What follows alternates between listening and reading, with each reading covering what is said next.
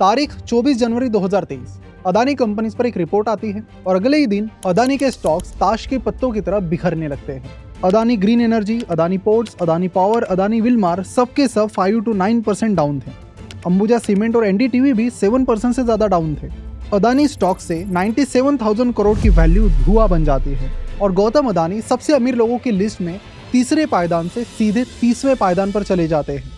और ये सब एक रिपोर्ट की वजह से होता है और इस रिपोर्ट के ऊपर लगा होता है ये चिन्ह, और चिन्ह होता है हिंडनबर्ग रिसर्च का। अब हम सब ने हिंडनबर्ग का नाम तो सुना ही है, पर ज्यादातर लोगों को ये नहीं पता कि हिंडनबर्ग रियलिटी में क्या है। ये रिसर्च कंपनी है, हेज फंड है या फिर शॉर्ट सेलर। ये कंपनी आई कहाँ से है, इसकी हिस्ट्री क्या है और क्या हिंडनबर्ग जैसी और भी कंपनीज हैं, और लास्टली सबसे इंपॉर्टेंट, हिंडनबर्ग और उस जैसी कंपनीज आखिर पैसे कैसे कमाती है।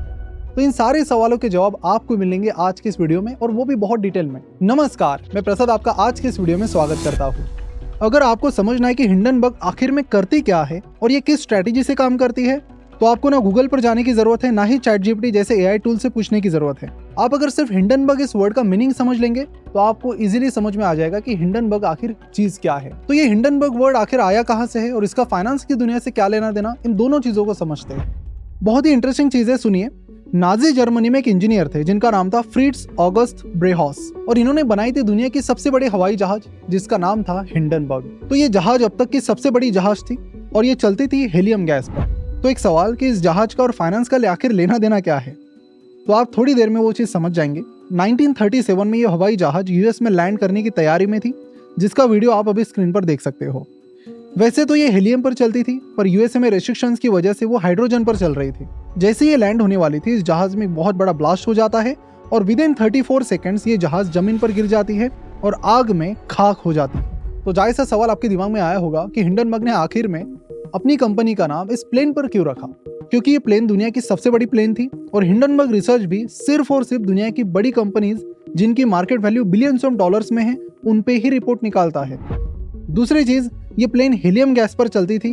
ये वही गैस है जो बलून में डाले तो वो बबल की तरह हवा में उड़ने लग जाते हैं। तो हिंडनबर्ग भी उन्हीं कंपनीज को चुनता है जो एक तो बड़ी हो और दूसरा बबल में हो, और इनकी रिपोर्ट सुई की तरह काम करती है। सुई बबल में लग जाती है और बबल बस्ट हो जाता है।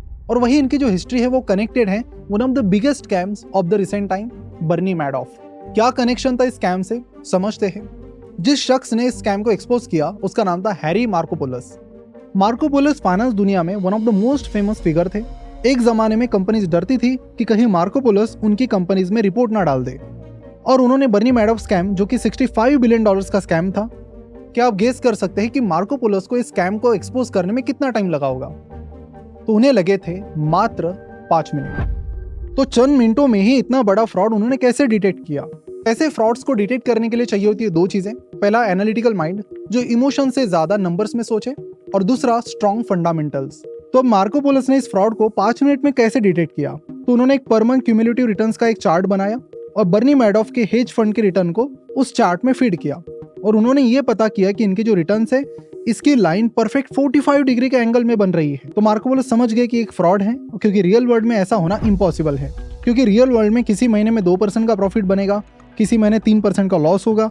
कंसिस्टेंटली 2% का प्रॉफिट नहीं बनता है, और मैडॉफ के केस में एग्जैक्टली यही बन रहा था। अब आप पूछेंगे कि अब मार्कोपोलस कहाँ से बीच में, अगर इसका हिंडनबर्ग से क्या लेना देना? तो आपको बता दूं कि मार्कोपोलस के अंडर एक एम्प्लॉय काम कर रहा था, और इस एम्प्लॉय का नाम था नेथन एंडरसन, जो कि आगे चलकर 2017 में हिंडनबर्ग रिसर्च स्टार्ट करता है। वीडियो में आगे बढ़ने से पहले आपको बता दूं कि फंडामेंटल एनालिसिस आप हर कंपनी के बारे में कर सकते हैं, और ये चीज सीखना अब आपके लिए सबसे आसान हो गया है, क्योंकि इस इंडिपेंडेंस डे हम आपके लिए लेकर आए हैं फंडामेंटल एनालिसिस 2.0, जहां पर आप फंडामेंटल एनालिसिस के बेसिक से लेकर, यानी कंपनी के फाइनेंशियल स्टेटमेंट्स, मैनेजमेंट एनालिसिस, यहाँ से लेकर एडवांस लेवल तक, यानी कंपनी के फॉरेंसिक एनालिसिस, पल फार्मिंग, ये सारी चीजें सीख पाएंगे इस कोर्स में, जो आपको मिलता है लाइफ टाइम वैलिडिटी और सर्टिफिकेट के साथ। 7,000 रुपीज का ये कोर्स इस प्री लॉन्च ऑफर में आपको मिल रहा है मात्र 2919 रुपीज में। तो इस ऑफर को किसी भी हालत में मिस आउट मत कीजिए। इसकी डिस्काउंट लिंक आपको नीचे डिस्क्रिप्शन और कमेंट बॉक्स में मिल जाएगी, और इस प्राइस में आपको ये कोर्स बाद में आपको कभी नहीं मिलेगा। So don't miss out on this opportunity and offer. अब हमें पता है कि हिंडनबर्ग शॉर्ट सेलिंग करके प्रॉफिट कमाती है। शॉर्ट सेलिंग में प्रॉफिट तब बनता है जब शेयर की प्राइस नीचे चली जाती है। लेकिन शॉर्ट सेलिंग में भी दो टाइप की कंपनीज होती है। एक पैसिव शॉर्ट सेलिंग कंपनीज, जहां पर कंपनी शॉर्ट सेलिंग की पोजीशन लेती है और एक्सपेक्ट करती है कि शेयर प्राइस आने वाले टाइम में नीचे जाएगी, और जब नीचे जाएगी तब वो पैसा बना लेंगे। और दूसरी होती है एक्टिविस्ट शॉर्ट सेलिंग कंपनीज। ये कंपनी शॉर्ट सेलिंग पोजीशन लेती है फिर दुनिया भर में ढिंडोरा करती है कि उन्होंने इस कंपनी में शॉर्ट पोजीशन ली है। ये मीडिया में जाते हैं, अखबारों में इंटरव्यू देते हैं, रिपोर्ट निकालते हैं और तर्क देते हैं कि इन्होंने इस कंपनी को शॉर्ट सेल क्यों किया है। और हिंडनबर्ग भी एक एक्टिविस्ट शॉर्ट सेलर है। ये उन कंपनीज को टारगेट करती है जो या तो फ्रॉड में शामिल है या अनइथिकल चीजें करती हो। अदानी और सेबी पर रिपोर्ट निकालने से पहले ये दर्जनों कंपनीज के रिपोर्ट निकाल चुके हैं, जिसमें क्लोज टू 80% रिपोर्ट सही साबित हुई है। तो जब भी इनकी रिसर्च रिपोर्ट कंप्लीट हो जाती है तो रिसर्च रिपोर्ट पब्लिश करने से पहले ये शॉर्ट पोजीशन ले लेते हैं, फिर रिपोर्ट पब्लिश करते हैं, जिसके बाद शेयर प्राइस गिर जाती है और हिंडनबर्ग रिसर्च को प्रॉफिट हो जाता है। एक रिपोर्ट जो उन्होंने निकाली थी वो सबसे अजीबोगरीब फ्रॉड था। निकोला मोटर्स करके कंपनी थी जिसका वैल्यूएशन पहुंच गया था $30 बिलियन से भी ज्यादा। ये कंपनी बनाती थी इलेक्ट्रिक व्हीकल्स जैसे कि कार्स, ट्रक्स एटसेट्रा। ये एक इलेक्ट्रिक ऑटोमोबाइल कंपनी है। $30 बिलियन का इसका वैल्यूएशन है, लिस्टेड कंपनी भी है। तो अब आप गेस कीजिए कि इस कंपनी ने कितनी इलेक्ट्रिक व्हीकल्स, कार्स बेची होगी? 50,000, 20,000, 10,000? नहीं, 0। $30 बिलियन की कंपनी और एक भी कार नहीं बेची। तो हिंडनबर्ग ने इस पर एक बहुत ही लंबी चौड़ी रिपोर्ट बनाई, जिसमें पता चला कि लॉन्च प्रोग्राम में स्टेज पर जो ट्रक था वो भी फेक था। यही नहीं, उनकी एडवर्टीजमेंट और प्रमोशन वीडियो में जो ट्रक चलती हुई दिखाई गई थी वो चल नहीं रही थी, बल्कि लुढ़क रही थी, क्योंकि ये लोग एक ट्रक को स्लोप वाले रोड पर लेकर गए और उसे पीछे से धक्का दिया और जैसे ये ट्रक नीचे जाने लगा उस स्लोप की वजह से उन्होंने कैमरे का एंगल टेढ़ा करके वीडियो शूट कर लिया। अब ये बात हिंडनबर्ग को कैसे पता चली? तो उन्होंने कंपनी के एक्स एम्प्लॉइज से बात की, तब जाके इन चीजों का खुलासा हुआ। इतना ही नहीं, निकोला के फाउंडर ने बताया था कि उनका जो मैन्युफैक्चरिंग प्लांट है वो पूरा सोलार पर चलता है और उनके छत पर सारे सोलार पैनल्स लगे हैं। और आप देख सकते हो कि छत पर कोई भी सोलार पैनल नहीं है। So yes, you can hate Hindenburg, पर इनकी जो क्रिएटिविटी है, काम करने का तरीका है, वो जरूर बहुत ही काबिले तारीफ है। भले ही इनके एम्प्लॉय सिर्फ 1 डजन हो, पर ये इतनी ताकत रखते हैं कि आपका प्राइवेट ईमेल का स्क्रीनशॉट ये निकाल ले। You know what I am saying. आखिरी पॉइंट, हिंडनबर्ग पैसे कैसे कमाता है? तो इसके 2 तरीके हैं। पहला, ये खुद शॉर्ट पोजीशन लेते हैं रिपोर्ट पब्लिश करने से पहले। रिपोर्ट आने के बाद ऑफकोर्स बड़ा एक्सपोज होता है, शेयर प्राइस गिर जाती है, वहां से पैसे कमाते हैं। दूसरा है कि ये किसी हेज फंड को अपनी रिपोर्ट बेच देते हैं ऑन अ कमीशन बेसिस।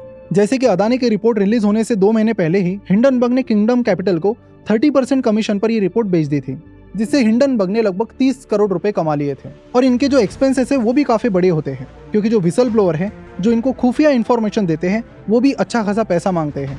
तो ये शॉर्ट सेलिंग का बिजनेस बहुत बड़ा है, जिसमें हिंडनबर्ग जैसी कंपनीज तो सिर्फ एक प्यादे की तरह काम करती है। किंग कोई और होते हैं, किंग होते हैं हेज फंड्स के मालिक, जैसे कि फॉर एग्जांपल जिम चैनोस जिन्होंने एनरॉन को शॉर्ट किया था, जॉन पॉल्सन जिन्होंने हाउसिंग मार्केट को शॉर्ट किया था 2008 में। इन्होंने एक ट्रेड में ही लगभग 20,000 करोड़ रुपए कमाए थे। और इसके अलावा और भी कई सारे हेज फंड्स हैं जो इस तरह का काम करते हैं। ये जितने भी मैंने नाम लिए, हर किसी पर एक डेडिकेटेड वीडियो बन सकता है, ऐसी कुछ कहानियां हैं इनकी। तो आई होप वीडियो आपको पसंद आया होगा। तो इस पूरे हिंडनबर्ग सागा पर आपका क्या कहना है, नीचे कमेंट करके जरूर बताइए। और जाते जाते हमारे फंडामेंटल एनालिसिस 2.0 को जरूर चेकआउट कीजिए, क्योंकि इस ऑफर के बस आखिरी चंद घंटे बाकी है, जहां पर 7,000 रुपीज़ का ये कोर्स आपको मिल रहा है मात्र 2919 रुपीज़ में, लाइफ टाइम एक्सेस के साथ, सर्टिफिकेट के साथ और बहुत ही डिटेल्ड लेक्चर्स के साथ। इस ऑफर के बस चंद घंटे बाकी है, तो ऑफर खत्म होने से पहले जरूर इस ऑफर का फायदा लें।